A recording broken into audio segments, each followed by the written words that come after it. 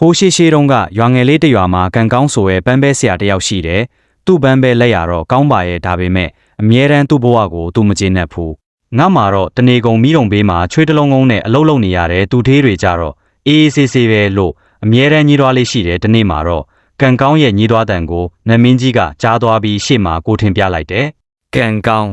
မင်းဘာဖြစ်ချင်တယ်လဲငါစုတစ်ခုပေးမယ်ကန်ကောင်းကဝမ်းသာအားရနဲ့ကျွန်တော်မျိုးသူသေးကြီးတယောက်ဖြစ်ချင်ပါတယ်လို့တောင်းဆိုလိုက်ပါတယ်ချက်ချင်းဆိုသလိုပဲကန်ကောင်းဟာစီးစိမ်ချမ်းသာတွေနဲ့ပြည့်စုံတဲ့သူသေးကြီးဖြစ်သွားတာပေါ့သူကအဆောင်ရောင်တွေနဲ့လမ်းပေါ်ထွက်လာတဲ့အခါနေမင်းကြီးကအယမ်းပူပြင်းနေတော့သူချွေးတွေထွက်ပြီးမောဟိုက်လာတဲ့အဲ့ဒီအခါသူကဟင်းသူသေးဖြစ်တာတောင်နေမင်းကြီးကိုမကြော်နိုင်ပါလားနေမင်းကြီးကငါထက်ပိုတန်ခိုးကြီးတာပဲဆိုပြီးနေမင်းကြီးဖြစ်ခွင့်တောင်းပြန်တဲ့နေမင်းကြီးဖြစ်သွားတဲ့ကန်ကောင်းဟာလောကကြီးကိုအလင်းရောင်တွေပေးပြီးအယမ်းပျော်နေတာပေါ့ဒါပေမဲ့မကြခင်မှာပဲတိမ်တိုက်ကြီးတစ်ခုကသူ့ရှေ့မှာကာလိုက်တဲ့အခါသူ့ရဲ့အလင်းတန်းတွေဟာမြေပြင်ကိုမရောက်နိုင်တော့ဘူးတိမ်တိုက်ကငါထက်သားပါလားဆိုပြီးတိမ်တိုက်ဖြစ်ခွင့်တောင်းပြန်တယ်တိမ်တိုက်ဖြစ်သွားတော့လဲမိုးရေရွာချလေတွေတိုက်နဲ့အာရပါရလုံနေတုံတောင်ကြီးတတောင်နဲ့တွားတိုက်မိတယ်ဘလို့ပဲမိုးရေရွာလေတွေတိုက်တောင်ကြီးကတော့မလုံးမရှက်တည်ငြိမ်နေတာကိုမြင်တော့တောင်ကြီးကငါထက်ပိုခိုင်ခန့်တာပဲ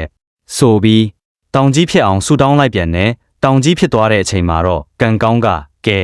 အခုတော့ငါ့ကိုဘယ်သူမှမရှင်းနိုင်တော့ဘူးလို့ကြွေးကြော်နေတော့မှသူ့ရဲ့ခြေထောက်နားမှာတရုံတုံးနဲ့အတန်တွေမြည်နေတယ်ငုံကြည့်လိုက်တော့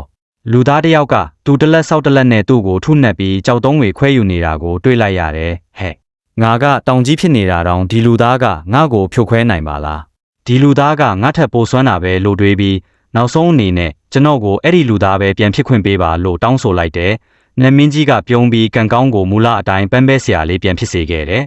ကန်ကောင်းဟာသူ့ရဲ့မိဖို့ဘေးသူ့ရဲ့တူနဲ့ဆောက်ကိုပြန်ကန်ရင်ဘဝရဲ့တန်ဖိုးကိုနားလည်သွားတယ်မိတ်ဆွေတို့သူတစ်ပါးရဲ့ဘဝကိုအားကြပြီးလိုက်အတူယူနေုံနဲ့စိတ်ချမ်းသာမှုမရနိုင်ပါဘူးမိမိရှိတဲ့နေရာမှာမိမိရဲ့တန်ဖိုးကိုသိရှိပြီးအကောင်းဆုံးစ조사နေထိုင်ခြင်းကသာအစစ်မှန်ဆုံးသောပျော်ရွှင်မှုဖြစ်ပါတယ်